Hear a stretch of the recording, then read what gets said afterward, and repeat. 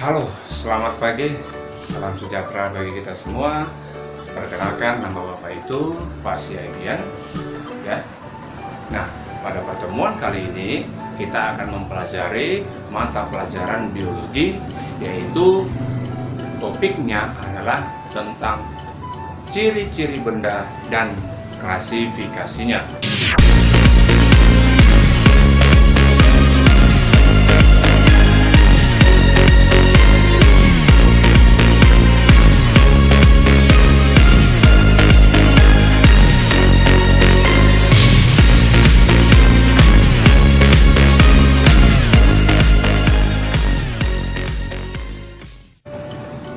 Sebelum kita mempelajari ciri-ciri benda dan klasifikasinya, sekarang Bapak mau tanya dulu, ada yang pernah menemani orang tuanya berbelanja ke supermarket, ke pusat perbelanjaan?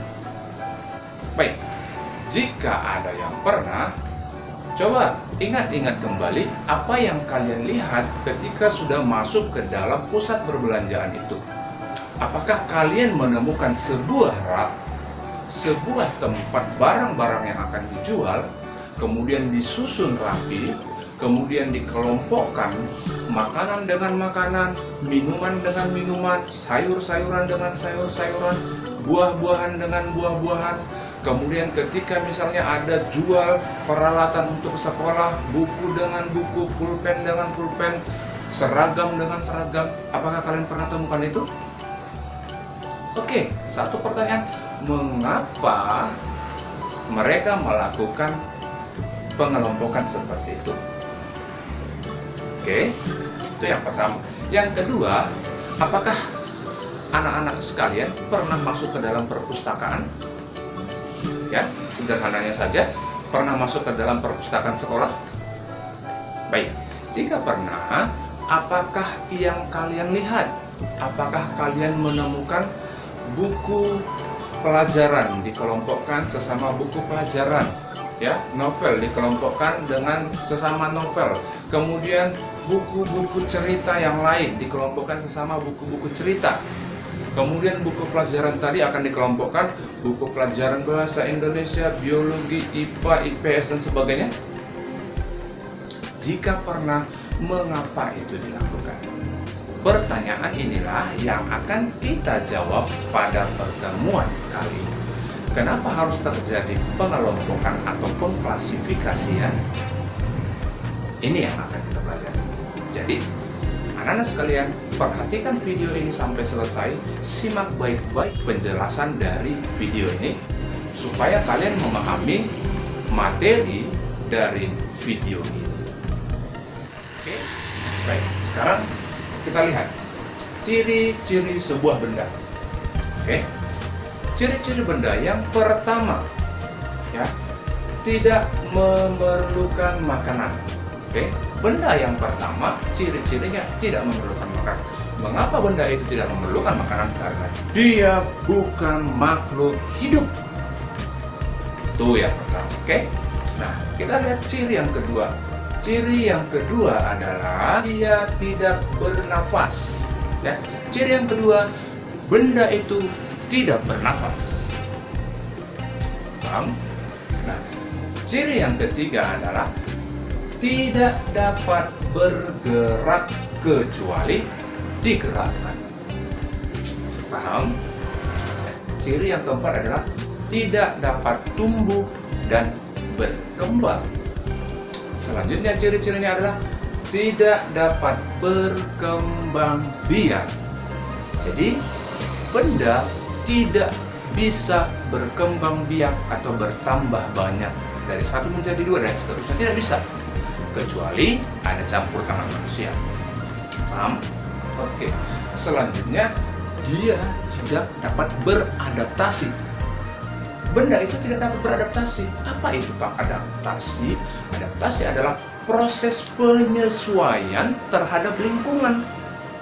Sebagai contoh nih ya, kalau manusia ketika dia berada di tempat yang dingin, maka dia akan melakukan adaptasi. Apa adaptasi yang dilakukan manusia itu adalah dengan memakai jaket yang tebal supaya apa? Suhu yang dingin tadi tidak terlalu dia rasakan, sehingga dia bisa bertahan di tempat itu.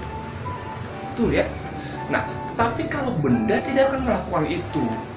Sebagai contoh misalnya besi, ketika kita bakar, maka dia akan terbakar. Dia tidak, ya. Jadi besi itu tidak bisa lompat. Aduh panas, tidak bisa seperti itu dia, karena dia tidak makhluk hidup. Paham?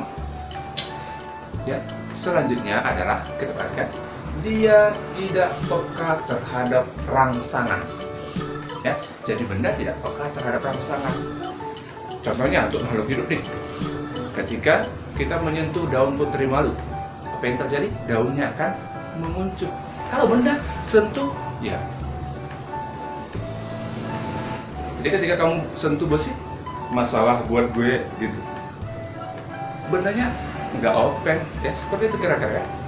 Tapi kalau makhluk hidup tadi, ketika daun putri malu kamu sentuh, dia langsung menguncupkan daunnya. Itu adalah efek rangsangan yang kamu berikan terhadap daun putri malu itu. Ya, selanjutnya kita akan pelajari tentang klasifikasi benda. Ya, klasifikasi benda. Nah, sebelumnya kita akan lihat dulu pengertiannya.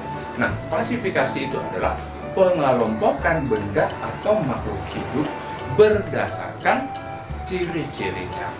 Ya, berdasarkan ciri-cirinya. Apa saja ciri-ciri yang bisa kita kelompokkan? Yang pertama, fungsi. Yang pertama, fungsinya. Ya, yang kedua, warnanya. Yang ketiga, sifatnya. Kemudian yang keempat, bentuknya.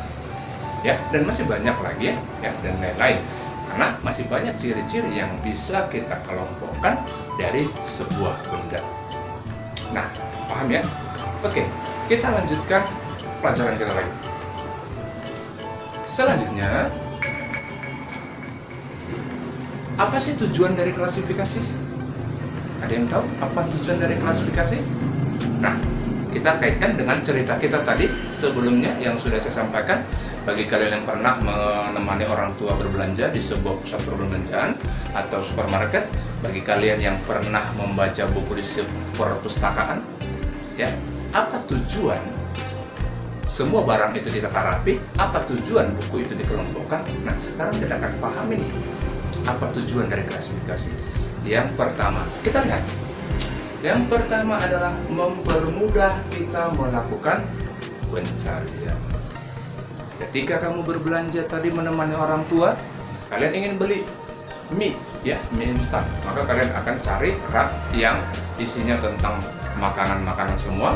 Kemudian setelah kalian temukan rak isinya makanan, kalian akan cari makanan berupa mie instan. Cari lagi raknya.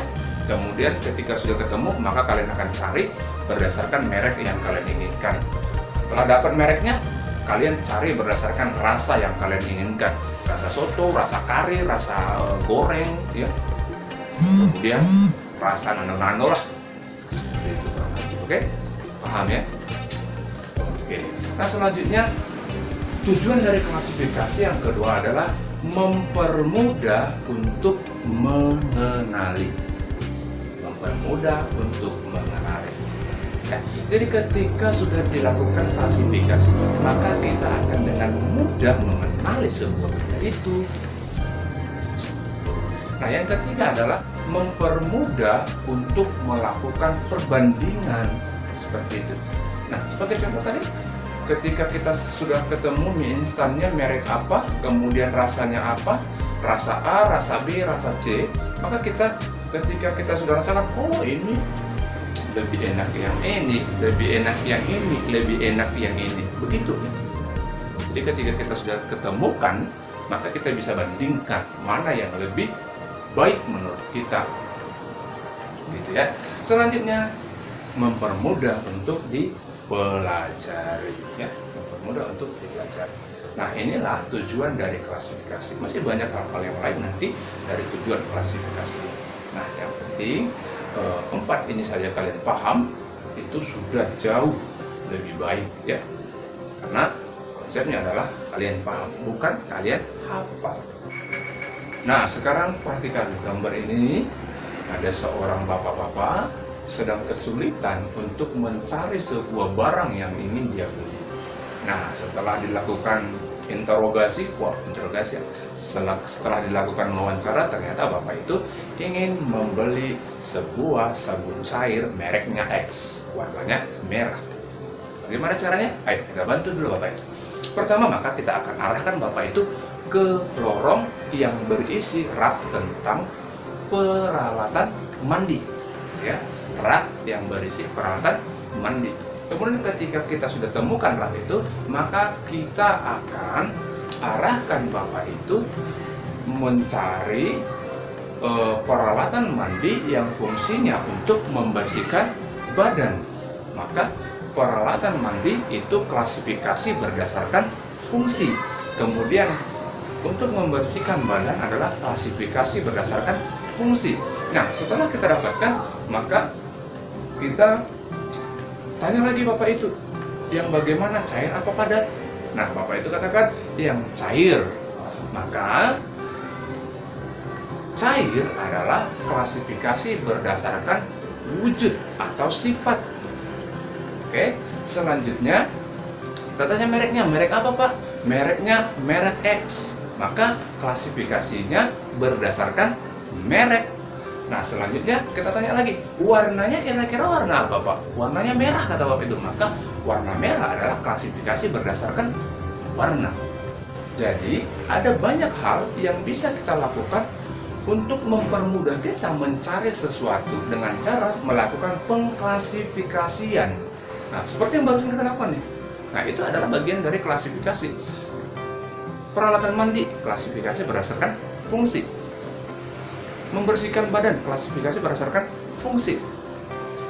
Sabun cair, klasifikasi berdasarkan sifat atau wujud. Merek, klasifikasi berdasarkan merek. Warna merah, klasifikasi berdasarkan warna.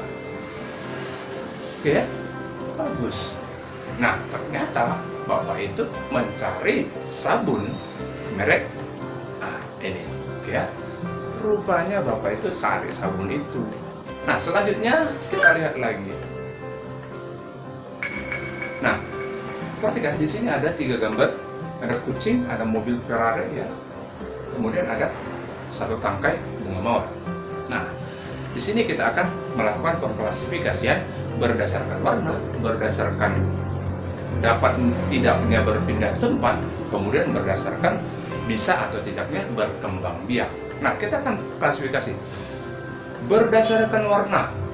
Maka yang satu kelompok adalah mobil Ferrari dengan bunga mawar. Kenapa? Karena sama-sama warna merah. Maka kelompok lain itu adalah kucing karena beda warnanya, dia warna putih. Kemudian klasifikasi berdasarkan berpindah tempat. Maka yang satu kelompok itu adalah kucing dengan Ferrari. Kenapa? Karena kucing bisa berpindah tempat, kemudian mobil Ferrari bisa berpindah tempat, ya. Walaupun ingat, mobil Ferrari-nya berpindah tempat karena digerakkan oleh manusia. Paham ya? Kemudian kalau bunga mawar, dia memang bergerak, ya, memang bergerak, tetapi nggak bisa berpindah tempat. Jadi pergerakan pada tumbuhan itu bukan pergerakan yang berpindah tempat. Nanti akan kita pelajari gerakan tumbuhan, ya. Selanjutnya kita klasifikasi berdasarkan kemampuan berkembang biak. Nah, yang satu kelompok berarti bunga mawar dengan kucing karena mobil tidak bisa berkembang biak. Paham ya? Nah, demikian materi kita tentang ciri-ciri dan klasifikasi benda. Ya, semoga materi ini bisa kalian pahami, ya. Tapi Bapak sarankan diulang-ulang kembali untuk mempelajari materi ini supaya lebih paham. Demikian pembelajaran kita hari ini. Senang bertemu dengan kalian semua. Selamat pagi.